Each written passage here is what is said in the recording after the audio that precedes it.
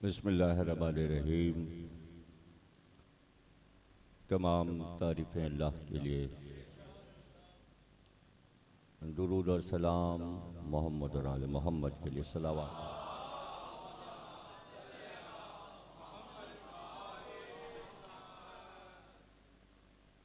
दो रोज़ा मजालिस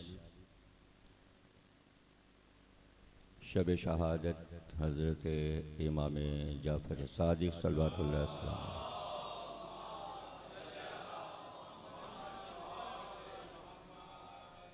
जैसा कि आपके इल्म में है कि हर साल अरसे दराज से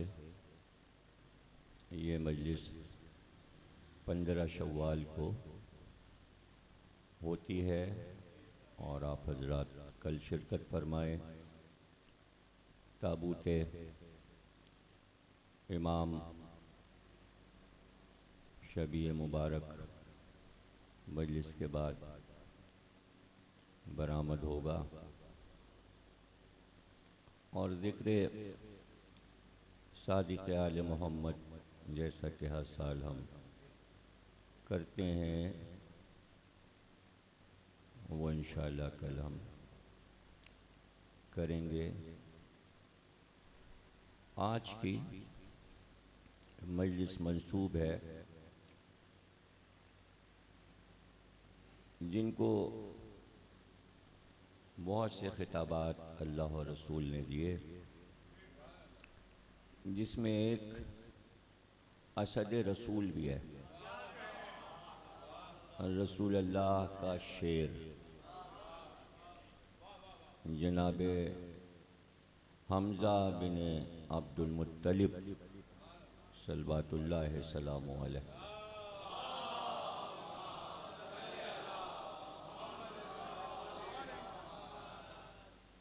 उनकी ज़ात मुबारक पर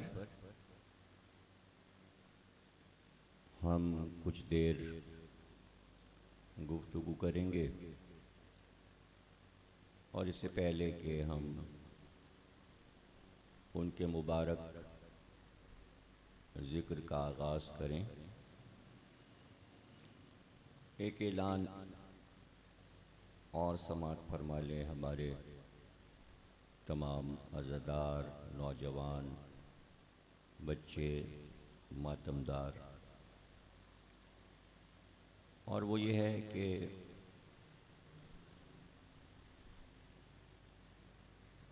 मैं किताब शहज़ादे हज़रत अली अकबर की सवाने हयात लिख चुका था, तकरीबन मुकम्मल हो चुकी थी और 1000 सफ़हात तक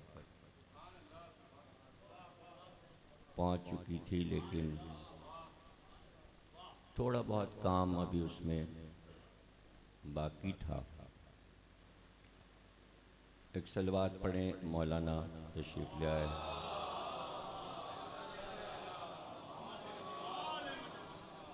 अल्लामा अली इरफान साहब, अल्लामा इरफान अदराबी साहब के साहबजादे।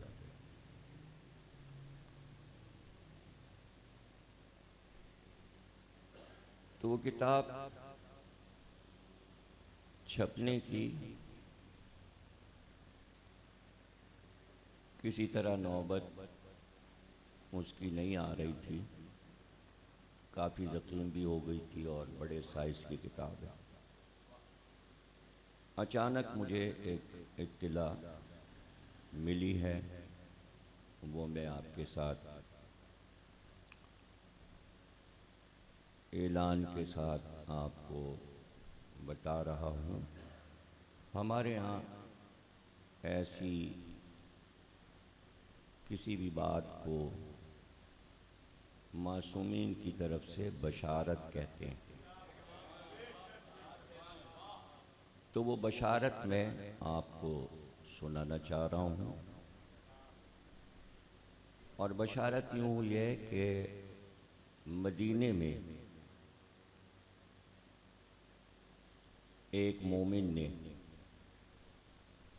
ख्वाब में हज़रत फ़ातिमा सुगरा सल्लल्लाहु अलैहि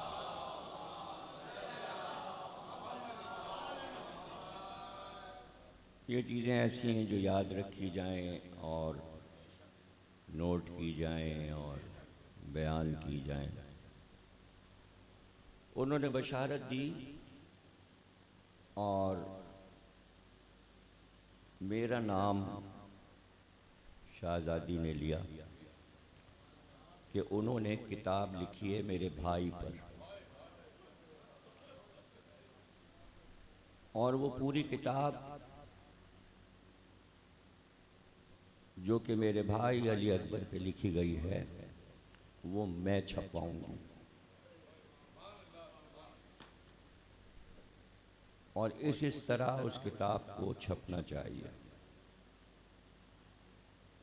क्या अरमान है बहन का भाई के लिए।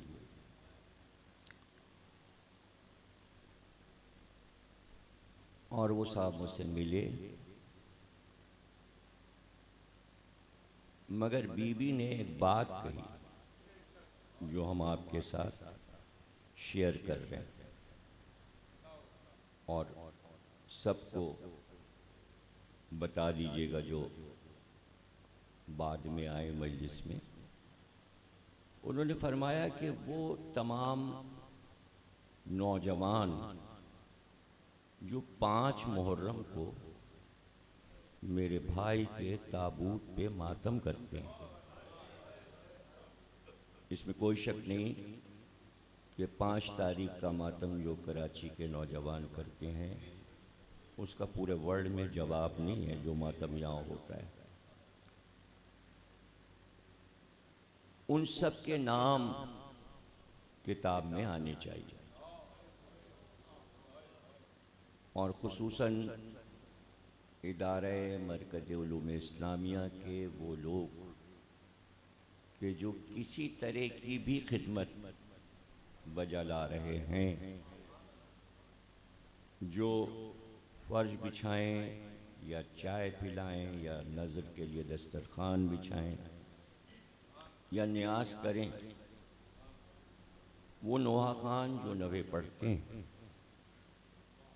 जो उनके साथ पढ़वाते हैं, जो यहाँ सलाम पढ़ते हैं, जो कलाम पेश करते हैं, जो सोसखानी करते हैं, और वो जो मिंबर के सामने बैठते हैं, उन सब के नाम उस किताब में तरतीब से आएंगे। भले 100 सफ़े में आए, 50 में आए, 20 में आए।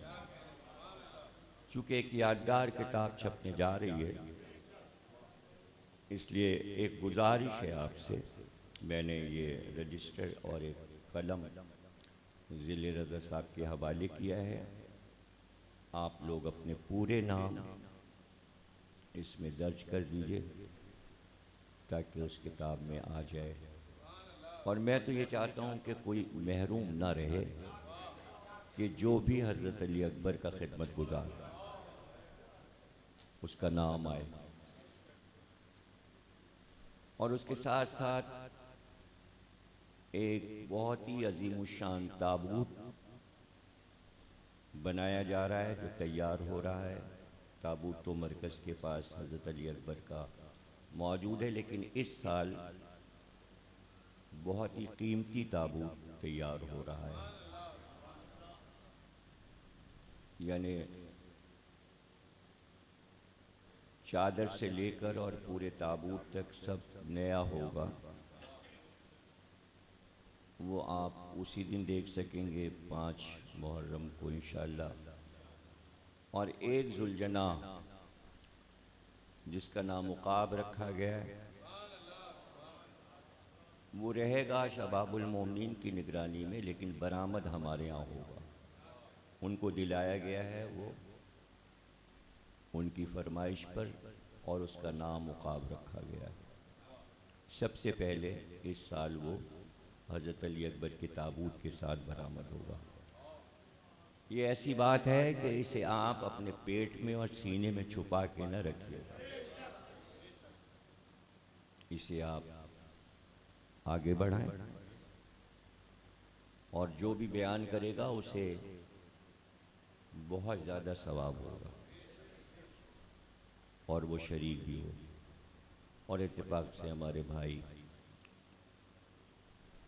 अली रज़ा साहब ने फरमाइश कर दी कि जनाब हमज़ा के साथ ही मसाइब हज़रत अली अकबर भी पढ़िएगा, तो तमीद भी हो गई और आखिर में हम शहज़ादे का जिक्र करेंगे।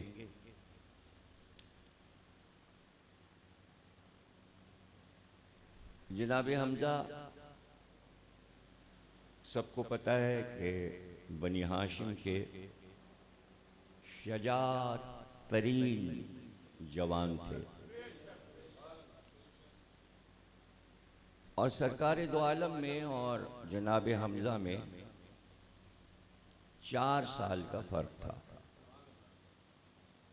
जनाब हमज़ा 4 साल बड़े थे सरकार दो आलम से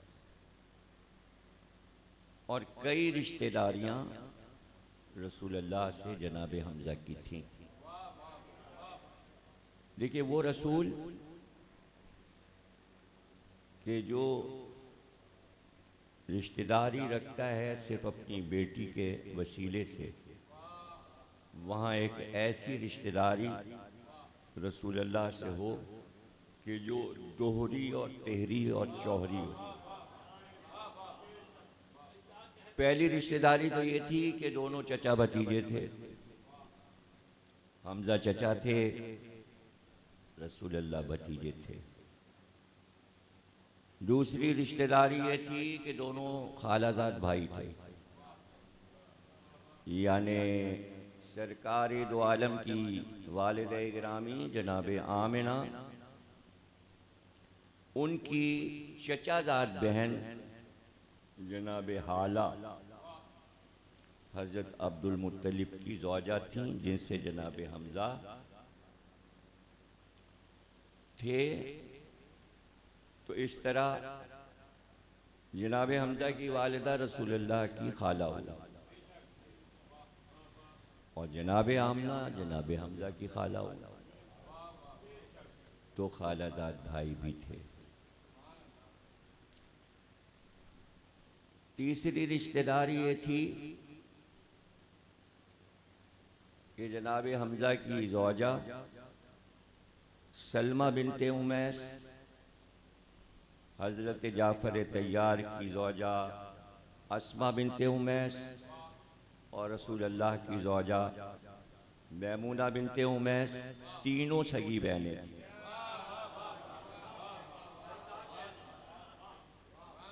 तीनों सगी बहनें। ये तो वो रिश्तेदारियां थीं जो अल्लाह ने बनाई थी।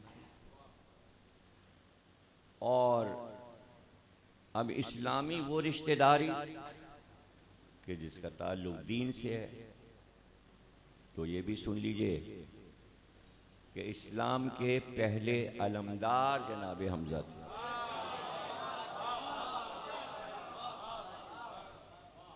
पहले अलमदार जनाब हमज़ा थे। इस्लाम में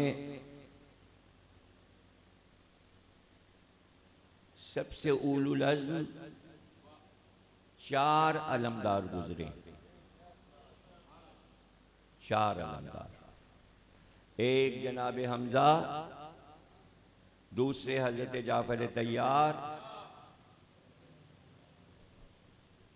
मौला अली और अली का बेटा अब्बास अलमदार।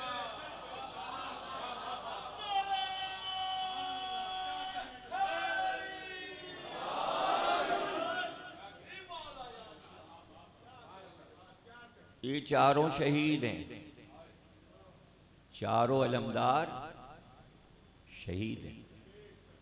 अब इसके अलावा ख़ानदान बनी हाशिम में 2 अलमदार और हैं, लेकिन वो दोनों शहीद नहीं हैं, लेकिन अलमदार हैं।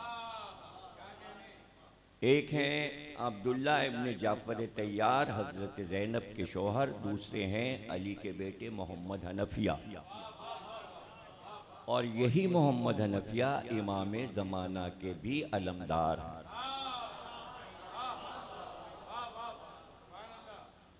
और इन्हें इमाम ज़माना का अलमदार इसलिए बनाया गया है कि इनको इमाम हुसैन के खून का बदला लेने का इस कदर अरमान था कि कुदरत ने इनको इमाम ज़माना का अलमदार बना दिया कि जितना चाहे बदला ले लेना। इसलिए के बाद करबला उन्होंने सब्र किया और मोहब्बत इतनी थी हज़रत मोहम्मद हनफिया को इमाम हुसैन सलाम से, इतना अदब करते थे इमाम हुसैन का कि आप सोच नहीं सकते कि बाद करबला मोहम्मद हनफिया घोड़े पे नहीं बैठे। जब घोड़ा सामने आ जाता था तो कहते थे मेरा भाई हुसैन याद आ जाता है।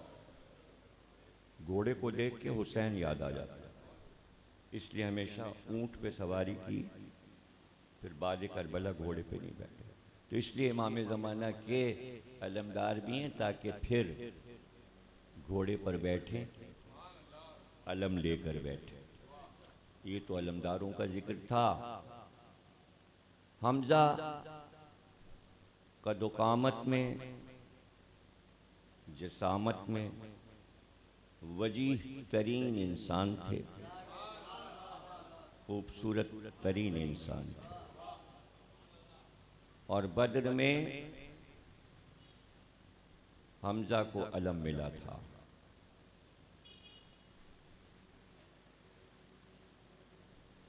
जब बद्र की लड़ाई शुरू हुई तो लश्कर मुखालिफ बनी उमैया से 3 बड़े लड़ने वाले निकले, एक शैबा, एक उतबा और एक वलीद। तीनों आपस में रिश्तेदार। उतबा और शैबा भाई और वलीद उतबा का बेटा है, यानी उतबा हिंदे जिगर खारा का बाप और शैबा हिंदा का चचा और वलीद उसका भाई।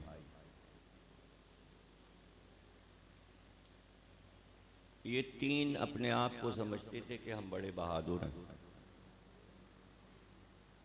और सरकार दो आलम के मुकाबिल ये तलवार खींच कर बाहर निकले। अभी मैं 17 रमज़ानुल मुबारक को पूरी बद्र की लड़ाई पेश कर चुका हूँ और हर साल पेश करता हूँ।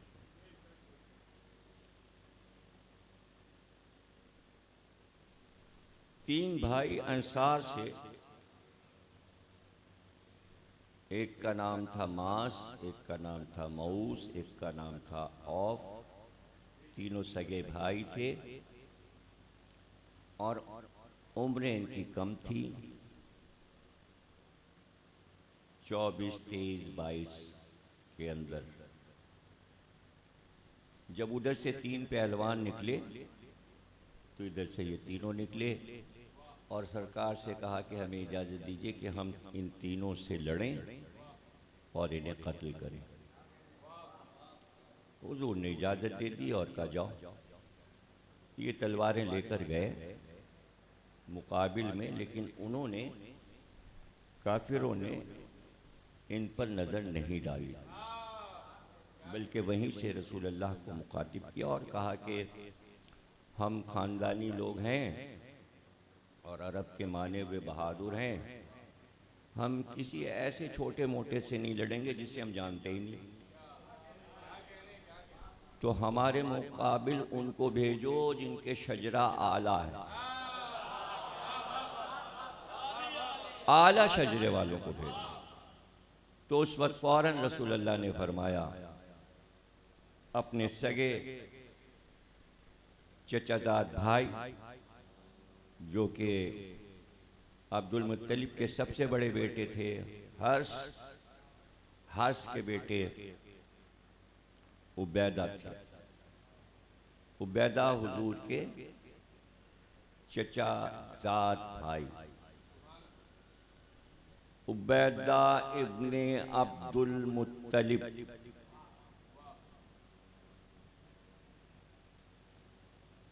आपने कहा उबैदा आप बढ़िए, फिर कहा चचा हमजा आप बढ़िए, फिर कहा अली तुम बढ़ो,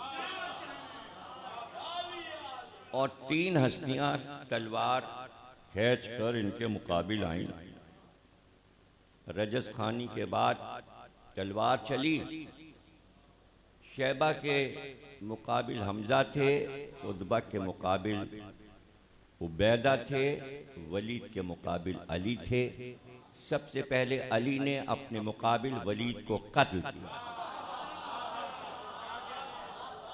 उसके बाद जनाबे हमजा की तरफ बढ़े अली, और अभी हमजा शैबा से लड़ रहे थे कि मौला अली पहुंचे। ज़ाहिर के पैदल की लड़ाई थी, घोड़े नहीं थे, बदर में सब पैदल लड़ रहे थे। तो कहा चचा जैसे ही मैं कहूं कि सर हटाइए, आप सर हटा लीजिएगा। लड़ते लड़ते एक बार अली ने कहा चचा सर हटाइए। हमजा ने बस ऐसे किया था कि शैबा की गर्दन ऐसे गई, पता नहीं चला कि कहां गई।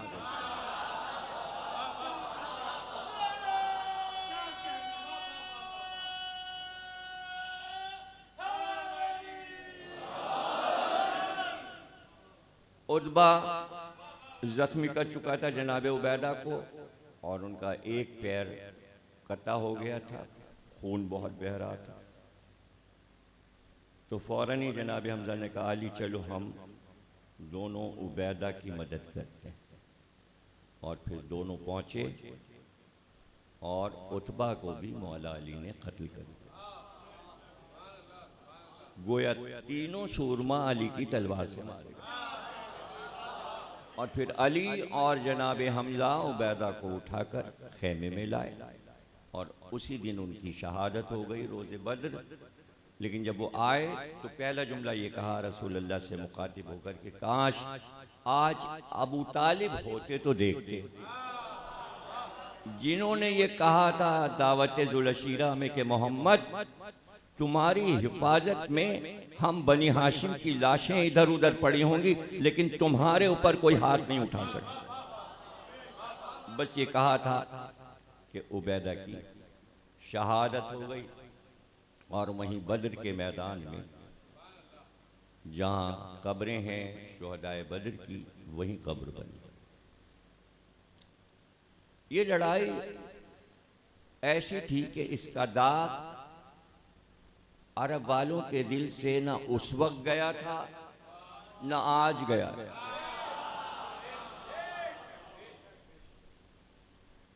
और 17 रमज़ान कौन नहीं जानता कि यौम बद्र है, सब उसे यौम फुरकान कहते हैं। लेकिन पाकिस्तान टेलीविजनों ने बद्र की लड़ाई छुपाने के लिए दूसरी हस्तियों पे तकरीरें करवाई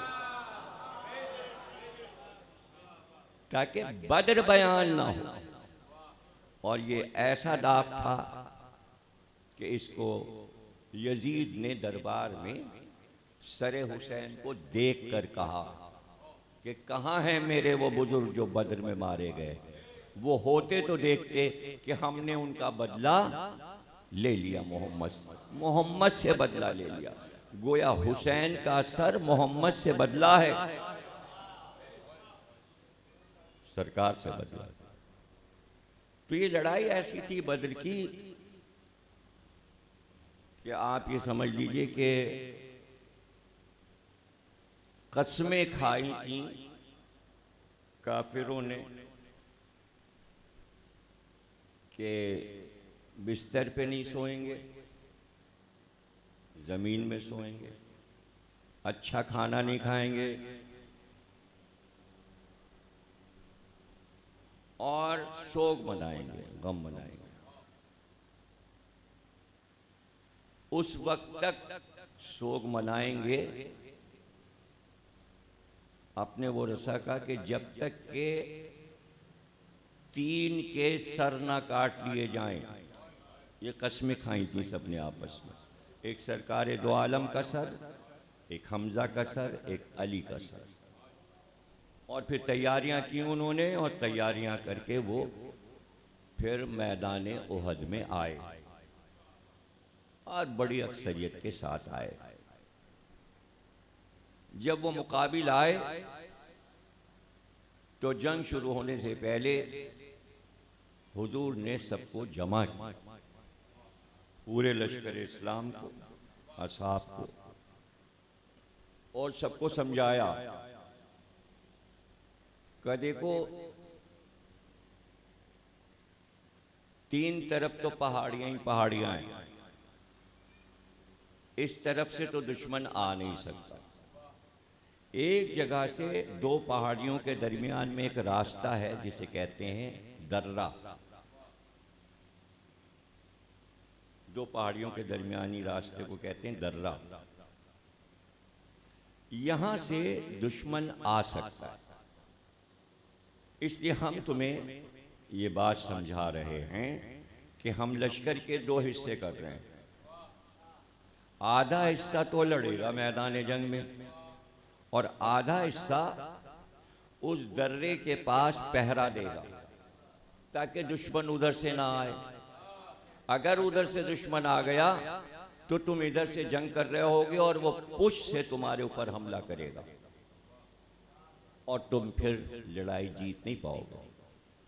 अब अगले जुमले सरकार ने फरमाए, आंधी आए, तूफान आए, जलजला आए, कयामत आए, आफत आए, जगह ना छोड़ना। वो जगह ना छोड़ना। अब ये क्या है? ये है हुक्म रसूल। हुक्म रसूल, हुक्म अल्लाह। हुक्म रसूल, हुक्म अल्लाह। जगह ना छोड़ना, हटना नहीं वहां से। गोया मैदान जंग की जो भी लड़ाई की तैयारियां होती हैं, सरकार दो आलम ने तारीख में लिखवाया कि बगैर तलवार चलाए मोहम्मद ने किस तरह 87 गज़वात लड़वाए और किस तरह मैदान जितवाए हैं मुसलमानों से। गोया लड़ाई का हर तरीका, मैदान जंग का हर अंदाज सरकार के इल्म में है। वही तो हो रही है, जिब्रील तो बता रहे हैं, अल्लाह तो बता रहा है, लेकिन खानदानी तौर पर वो तरीक़ेकार जो लड़ने का बनी हाशिम में आ रहा था, वो सब का सब सरकार में मौजूद था। और बड़े बड़े अंग्रेजों ने लिखा कि चाहे सरकार दो आलम हो या अली, दुनिया की तमाम फौजों को भर्ती करते वक्त सीखना पड़ता है, ट्रेनिंग होती है। वो ये लिखते हैं, ये कहां सारी जंगों की तरकीबें दोनों भाई ने सीखी थी। कौन है इनका उस्ताद? वो तो दुनियावी नुक्ते नजर से कह रहे हैं ना, वो तो रूहानी तो हम आप सोच रहे हैं ना कि अल्लाह जो चाहे वदियत कर दे। ये तो हमारा आपका अकीदा है ना, लेकिन दूर से दुनिया वाले खड़े सोच रहे हैं कि अली ने किससे सीखा तलवार चलाना। कोई तो उठ के मक्के में कहता अली को हमने सिखाया था। अरे बाहर वाले क्या सिखाएंगे, घर वाले ने किसी ने नहीं कहा। कम से कम अबू तालिब कहते कि बेटे को मैंने सिखाया। कोई चचा कहता। सभी जंगजू थे, सभी शजा थे, सभी बहादुर थे। हर हाशमी बहादुर था, लेकिन ये सीख कर, ट्रेनिंग लेकर ना, यही तो मौजिज़ा है जो दुनिया की समझ में नहीं आता कि कुछ बातें सिखाई जाती हैं लेकिन इन्हें सिखाने की जरूरत नहीं। ये ख़ानदानी तौर पे शजा भी हैं, ये ख़ानदानी तौर पर सखी भी हैं, ये ख़ानदानी तौर पर आदिल भी हैं, ये ख़ानदानी तौर पे आला शजरा भी रखते हैं, सयादतें भी रखते हैं, सादतें भी रखते हैं। हर बरतरी इनके लिए। इतने आला लोगों में एक अली थे।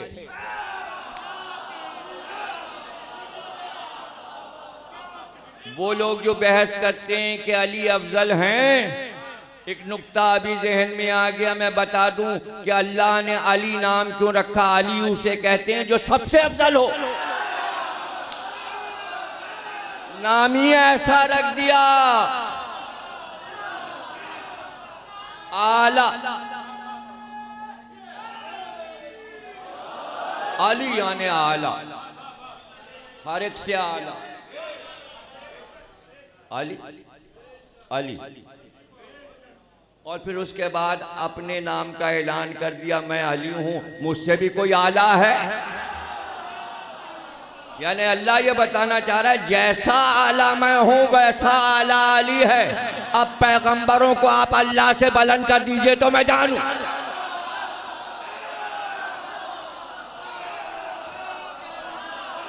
जज़ाकल्लाह, माशाअल्लाह।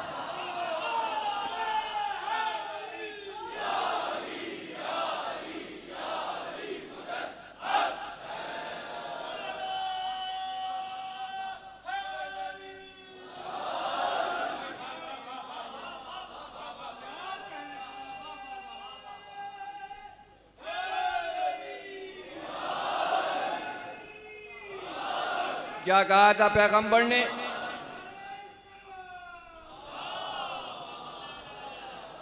अपनी जगह से हटना नहीं। अब पैगंबर किसी को ये कह दे, 1,24,000 जितने भी पैगंबर गुजरे हैं, अगर किसी को कह दें यहाँ पे रुक जाओ तो वह रुक जाओ, और अगर अपनी मर्जी से हट गया तो ये कुरान ही तो बताएगा कि फिर होगा क्या। मैं क्यों बताऊं कि क्या होगा। अगर पैगंबर किसी को हुक्म दे दे कि यहां रुक जाओ तो रुक जाओ, और अगर हट गए तो फिर कुरान से पूछते हैं। जब हजरत सुलेमान का तख्त हवा पे उड़ता था तो तमाम परिंदे पर फैलाकर, पर से पर मिलाकर साया करते थे और साथ साथ उड़ते थे तख्त के। साया, साया के मानी मालूम, यानी धूप से बचाओ। अब जब तक ऊपर जाएगा तो धूप कितनी तेज होगी, लेकिन उन परिंदों ने तय कर लिया था कि नबी पर धूप न पड़े। अचानक नबी ने देखा, हजरत सुलेमान ने, कि धूप आई, एक जगह से धूप आई। उन्होंने सर उठाया और सर उठा के देखा,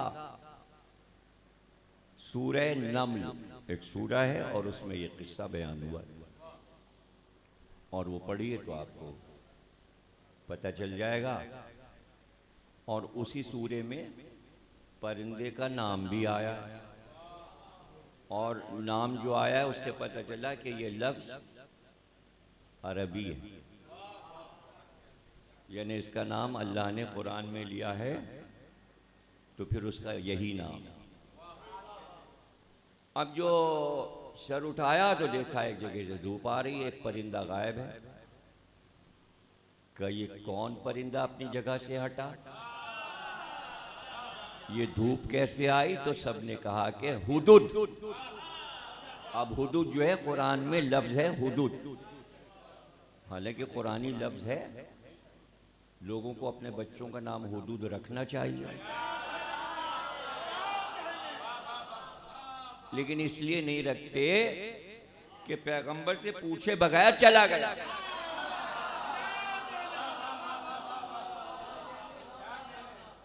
चला गया तो अब आयत ये है कि हजरत सुलेमान ने कहा कि बगैर बताए ये गायब हो गया। अब ये आए तो सही, यही लहजा है कुरान का। अब ये आए तो सही, हम इसकी गर्दन न काट दें, मिरमोड़ देंगे गर्दन। ये गया कैसे मुझसे पूछे बगैर, इसने जगह छोड़ी क्यों? पता चला नबी जहां जगह मुकर्रर कर दें, अगर कोई जगह छोड़ दे तो उसकी सजा है गर्दन।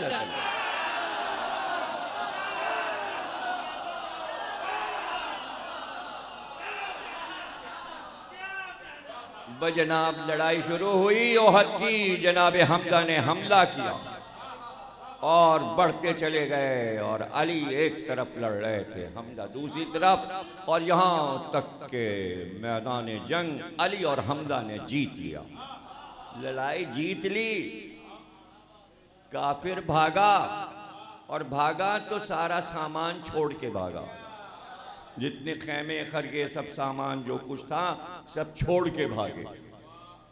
वो दर्रे पे जो खड़े थे उन्होंने वहां से देखा कि लड़ाई तो जीत ली गई, फतह हो गई लड़ाई, तो आपस में कहने लगे ये देखो लड़ाई खत्म हो गई, और जो लड़ रहे थे सारा माल लूटे ले रहे हैं, अगर हम लोग यहाँ खड़े रह गए तो हमारे हिस्से का माल मिलेगा नहीं, चलो फिर हम भी लूटें।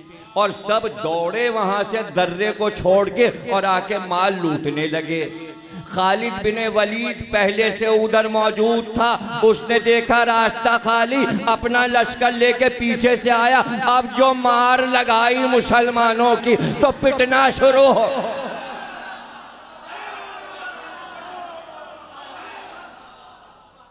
और नतीजा क्या हुआ? काफिर जीत गए, मुसलमान हार गए। अच्छा हारे तो चलिए कि भाई हार ही जाते,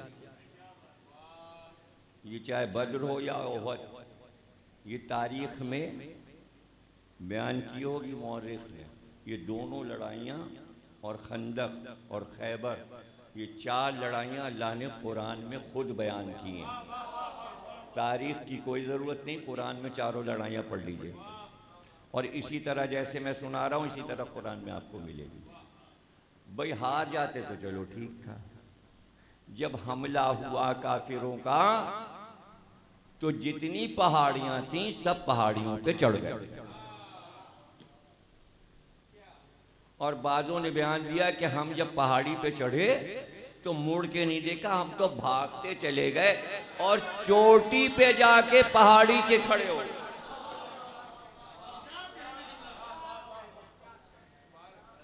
और सबने अपनी तारीख सुनाई है कि जब हम भागे वह से तो किसी ने कहा हम तो 2 दिन बाद आए, किसी ने कहा हम 3 दिन बाद वापस आए, पहाड़ी से उतर ही नहीं रहे थे,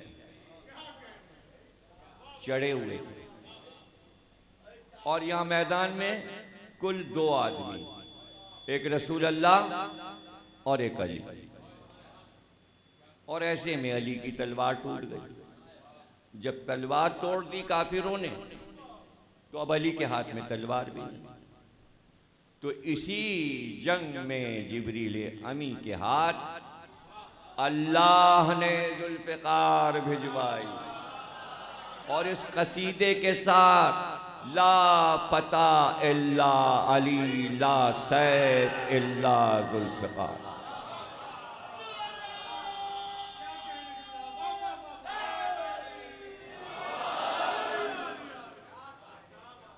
तलवार जिब्रील ने रसूल अल्लाह को दी, रसूल अल्लाह ने अली को दी, अली ने तलवार चलाना शुरू की, रसूल अल्लाह की हिफाजत शुरू की, और बचा कर रसूल अल्लाह को एक जगह ले गए।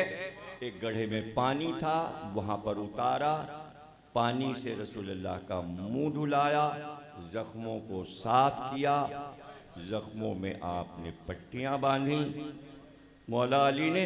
लेकिन जब मैदान जंग का मुआयना किया गया तो पता चला कि जनाब हमजा शहीद कर दिए, जनाब हमजा शहीद हो चुके।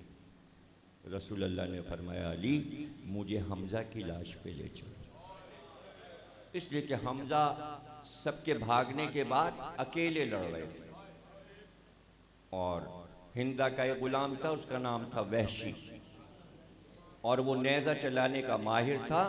उसने दूर से पूरा नेज़ा निशाना लेके जनाब हमज़ा के सीने पर मारा और वो नेज़ा जनाब हमज़ा के सीने से पार हो गया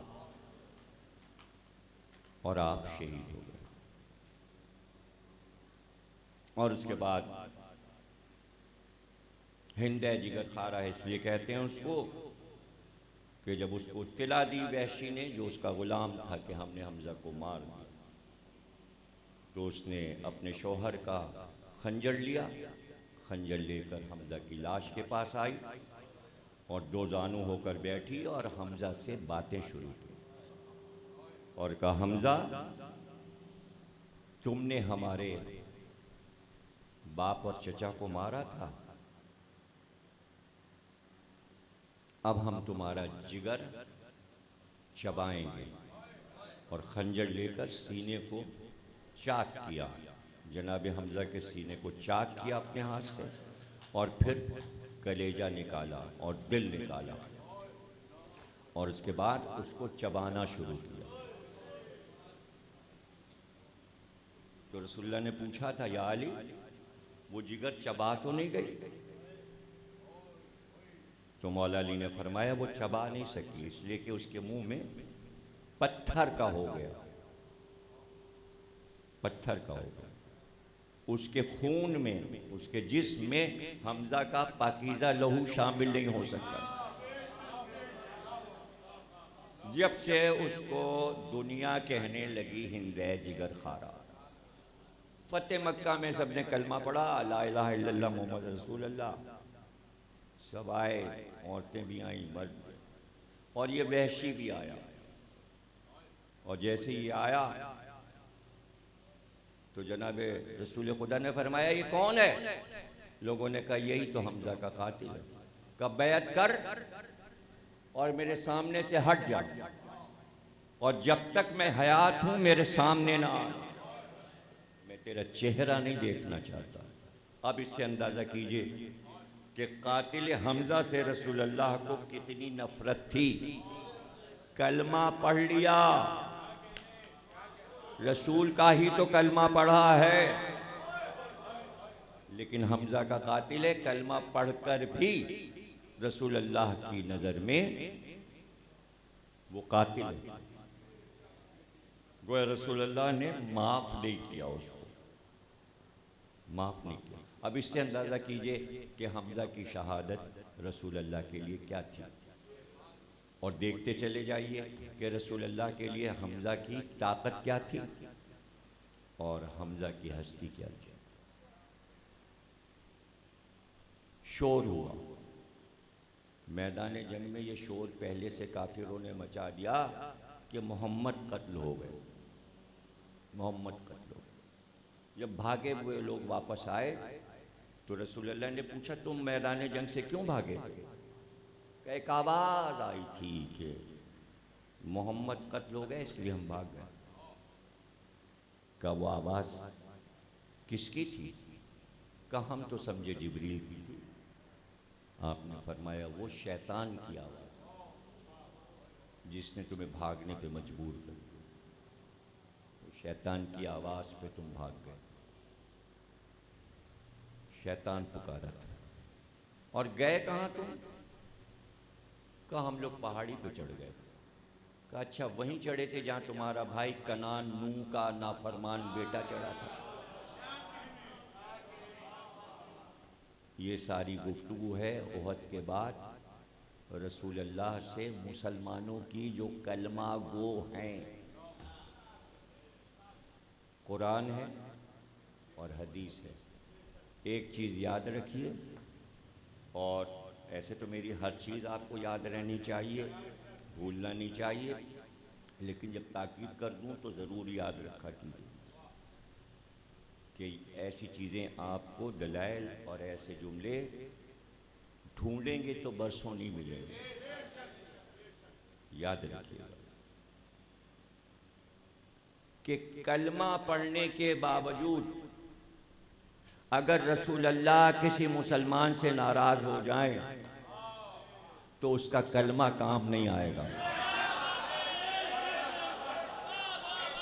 अब दूसरा जुमला याद रखिए, जो लोग ये ऐलान कर रहे हैं कि किसी को बुरा ना कहा जाए, तो हम भी इसी के फेवर में हैं कि किसी को बुरा ना कहा जाए।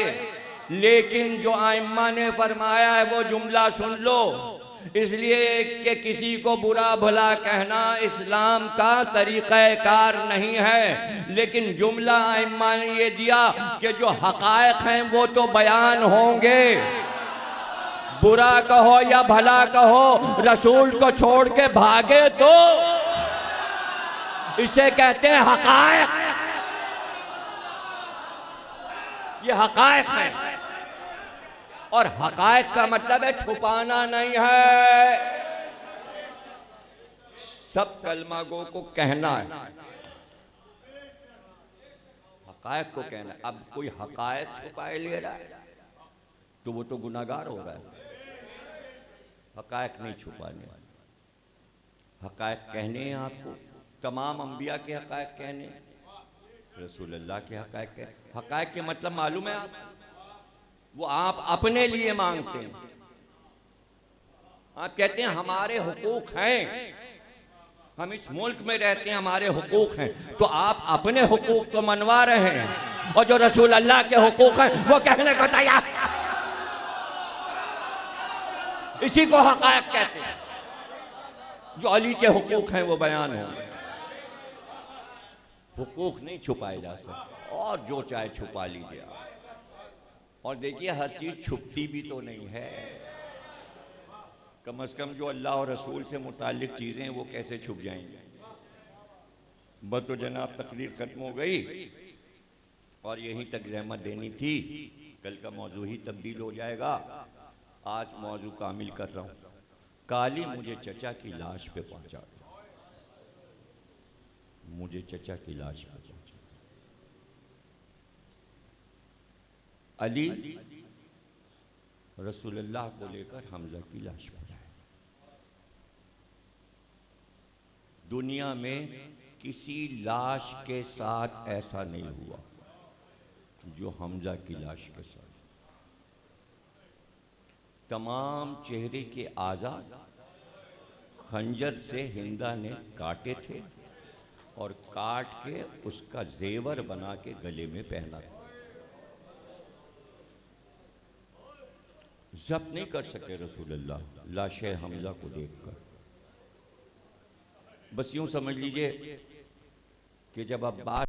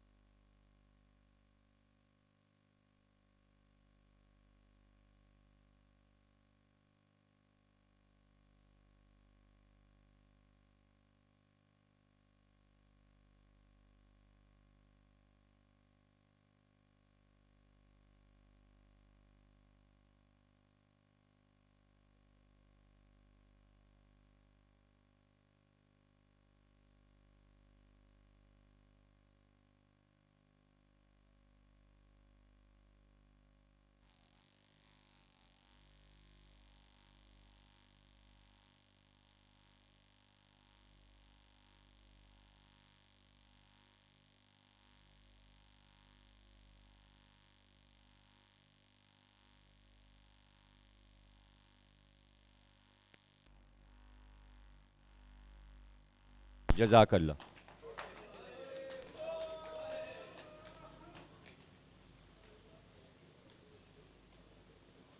ऐसा करो अली, हमजा की लाश को ढक दो, ताकि बहन न देखने पाए कि भाई के लाशे की हालत क्या।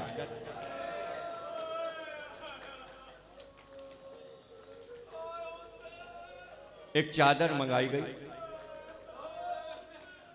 चूंकि हमजा कामत में तवील थे। जब वो चादर डाली गई तो अगर पैर की तरफ से डालते थे तो सर खुल जाता था, और अगर सर की तरफ से ढकते थे तो पैर खुल जाते। तो रसूलुल्लाह ने कहा, या अली, चादर उड़ा दो और जो हिस्सा खुला हुआ है घास तोड़कर लाओ और उससे ढक दो, ताकि कोई हिस्सा हमजा के जिस्म का बहन देखने ना पाए। अल्लाह। अब आप खुद सोच सकते हैं कि जब जनाब सफ़िया मैदान जंग में आई होंगी और भाई के लाशे के पास आई तो चाहने वाली बहन का क्या आलम।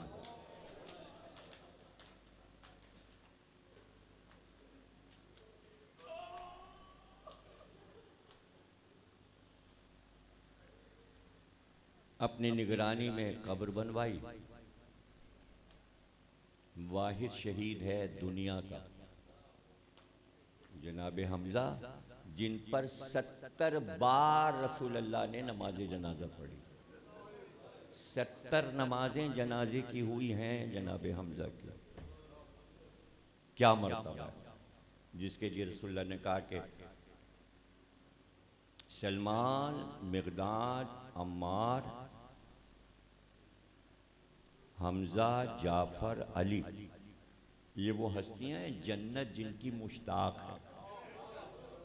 जन्नत जिनकी मुश्ताक है, उसमें से एक हमजा भी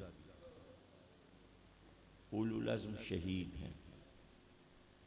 जब तक हुसैन शहीद नहीं हुए, हमजा को ये सब कहते थे सैयदुश शुहदा, शहीदों का सरदार।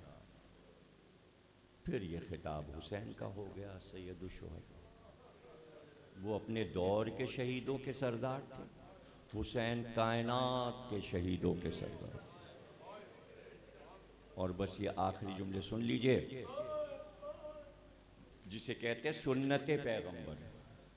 यानी लोग कहते हैं गमे हुसैन सुन्नत में दिखाओ, हुसैन पे रोना सुन्नत यानी अमल पैगंबर में दिखाओ।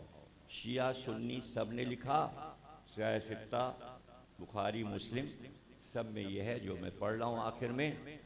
और इसे याद रखिए कि जब मदीने में रसूलुल्लाह दाखिल हुए तो पता चला बहुत अंसार मारे गए, शहीद हुए। तो जिस तरफ से गुजरते थे हर घर से रोने की आवाज़ औरतों की आती थी। जब अपने घर पहुंचे तो बैठ के रोने लगे और कहा, जिस घर के सामने से गुजरा सब रोने की आवाज़ों से घर रोशन थे, सब अपने अपने वो रसा का मातम कर रहे थे। हाय, जनाब हमजा के जितने बेटे हुए सब मर गए, मक्के में ही इंतकाल कर। एक बेटी थी, वो भी मक्के में थी, मदीने में नहीं थी जब जनाब हमजा की शहादत हुई। उमामा नाम था उनका, वो मक्के में थी। 3 हिजरी में वफ़ात हुई है। वो होती तो शायद हमजा के घर से भी रोने की आवाज़ आती। बेटी तो रोती है बाप को, बेटी तो रोती है बाप को। तो रो के कहने लगे, रसूल अल्लाह, हाय, हर शहीद पे रोने वाले रो रहे हैं, कोई ऐसा नहीं जो मेरे चचा को रोए, जो मेरे चचा हमजा का मातम करे। ये खबर तमाम अंसार की औरतों को पता चली और उन्होंने बुरके ओढ़े और ओढ़कर सब हमजा के घर की तरफ चली। और सबसे पहले जनाब सैयदा जनाब हमजा के घर पहुंची और घर में कदम रखते ही पुकार के रो के कहा, चचा जहरा रोएगी आपको। बस ये कहना था बीबी का कि सारी अंसार औरतों ने जनाब हमजा का मातम शुरू किया। ये है सुन्नत नबी कि हमजा का मातम रसूल अल्लाह के सामने हुआ। यही मातम की दलील है, यही गिरिया की दलील है, यही शहीद पर गिरिया की दलील है। जो कहते हैं कि हम जिंदा जावेद का मातम नहीं करते, शहीद जिंदा उसका मातम नहीं करते। हमजा भी तो शहीद थे, लेकिन रसूल अल्लाह ने मातम करवाया। अब जब गिरिया बुलंद हुआ हाय हमजा का, तो रसूल अल्लाह ने कहा ये इतनी गिरिया की आवाज़ें और इतना मातम कहाँ हो रहा है। कहा चूँकि आपने ख्वाहिश की थी तो सब ने कहा अब हम अपने वारिसों को नहीं रोएंगे, अब हम हमजा का मातम करेंगे। तो सब हमजा के घर आ गए हैं और बाहर मर्द मातम कर रहे हैं, अंदर औरतें मातम कर रहे हैं। तो आपने एक हदीस दी जो कि तमाम हदीस की किताबों में है। आपने फरमाया कि हमजा जैसे शहीद पर इसी तरह मातम करना चाहिए। यही दलील है कि हमजा जैसे शहीद यानी हुसैन पर मातम का हुक्म रसूल अल्लाह ने दिया कि जो हमजा जैसा शहीद हो उस पर मातम होगा। ये हदीस हो गई और यही दलील है। और फिर उसके बाद अंसार ने कसम खाई कि हम नस्लों में जहाँ तक नस्लें जाएंगी हम ये वसीयत करेंगे कि जब कोई मर जाए और उसका फातिहा हो तो पहले हमजा का फातिहा दिला लेना, फिर उसके बाद अपने मुर्दे का फातिहा दिलाना। इसीलिए हमारे यहाँ शब बारात में, जिसे आप शब बारात कहते हैं, जब फातिहा शुरू होते हैं मुर्दों पर तो पहला फातिहा जो होता है वो जनाबे हमजा का होता है। और अंसार तो रोते भी हैं, पहले हमजा को रोते हैं और फिर उसके बाद अपने किसी अजीज़ को रोते हैं। ये आदाब, ये तहजीबें, गिरिया और मजलिस की तहजीबें इस तरह रसूल के घराने से निकली। अब सामने क्या रह गया? जैसी कामत हमजा की थी, और बद्र की लड़ाई में तो लोग कह रहे थे कि दूर से हमजा नजर आ रहे थे, इसलिए कि आपने अपने सर पर जो अमामा बांधा था उसमें शुतुरमुर्ग की एक पर लगाया था। यानी इस शानदार तरीके से लड़ने गए, गोया दूल्हा लगते थे हमजा जब मैदान जंग में आए। तो यही वजह है कि जो कामत हमजा को मिली थी वही कामत अली अकबर को भी मिली थी। और इसीलिए हुसैन ने अली अकबर को दूल्हा की तरह सजाया। दो जुमले सुन लीजिए, तफसील में तो जा नहीं सकता। जब अली अकबर ने कहा कि बाबा मुझे इजाज़त मैदान जंग की दे दीजिए, तो कहा अली अकबर इजाज़त तो मैं दे दूं, लेकिन मैं इजाज़त देने वाला कौन हूँ? जिस फूफी ने पाला है इतने रियाजत से, परवान चढ़ाया है, उसका भी तो हक है। हाँ, अगर ज़ैनब इजाज़त दे दें तो चले जाओ।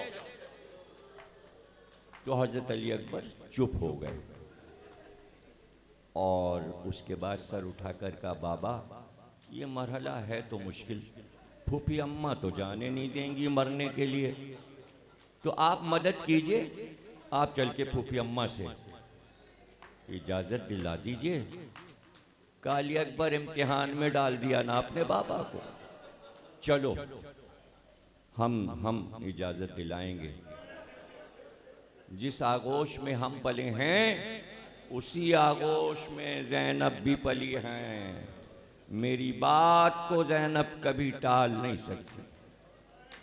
अली अकबर का हाथ थामा, खेमे में आए, पर्दा उलटकर हजरत ज़ैनब ने बाप बेटों को दोनों को साथ आते देखा तो इमाम हुसैन से मुखातिब नहीं हुई बल्कि हजरत ज़ैनब अली अकबर से मुखातिब हुई और कहा, अली अकबर हम तुम्हारा इरादा समझ गए, सिफारिश में बाप को लेकर आए हो।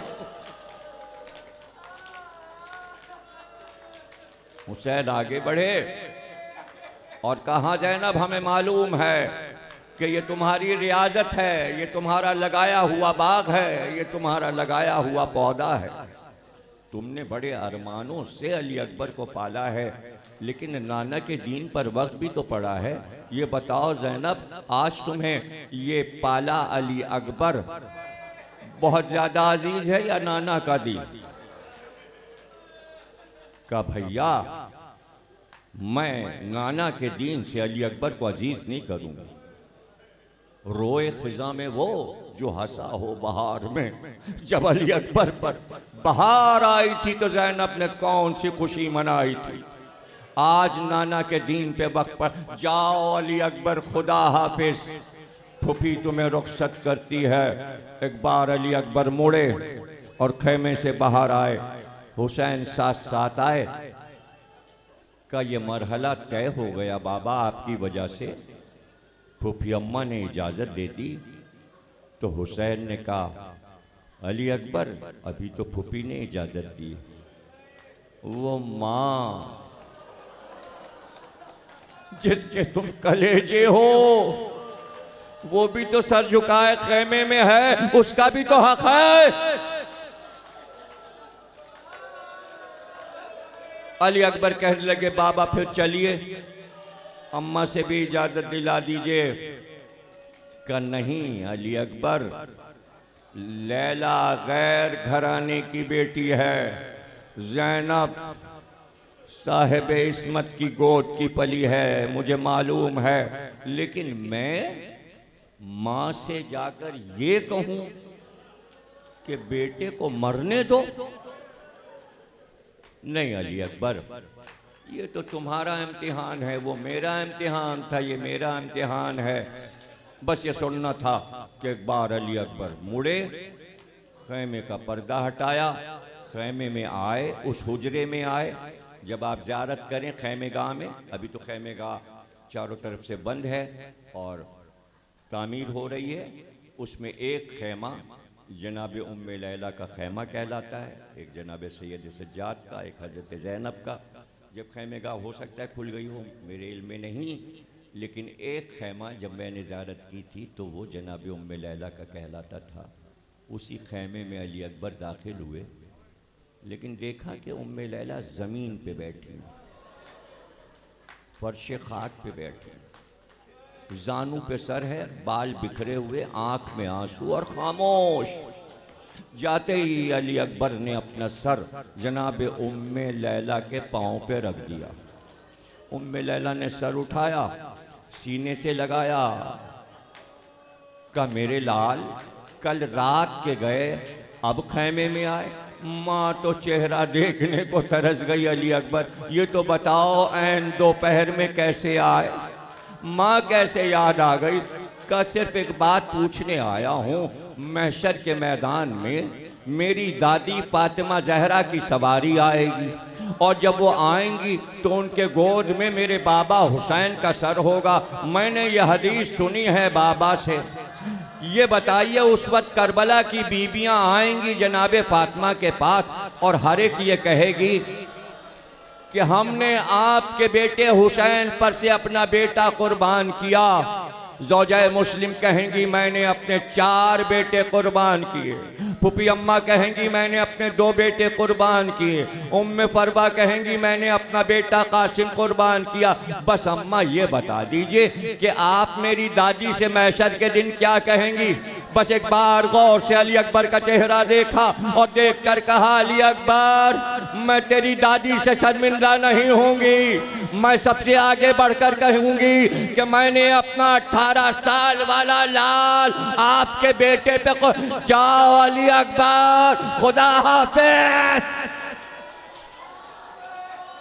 बस 2 जुमले रह गए और तकरीर खत्म।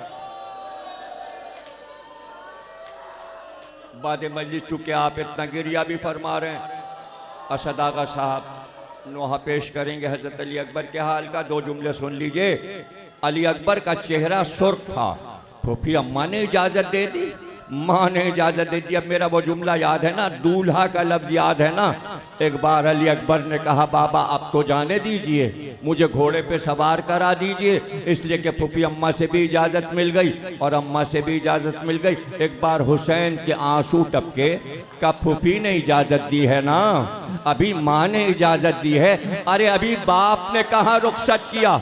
ये कहकर हाथ थाम कर एक खाली खैमे में गए, अपने हाथ से एक संदूक खोला, उसमें से एक अमामा निकाल के अली अकबर के सर पे रखा, शमले लटकाए। अली अकबर जरा आगे बढ़ो, अली अकबर जरा पीछे हटो। का जब मेराज में रसूल गए थे तो यही अमामा पहने थे।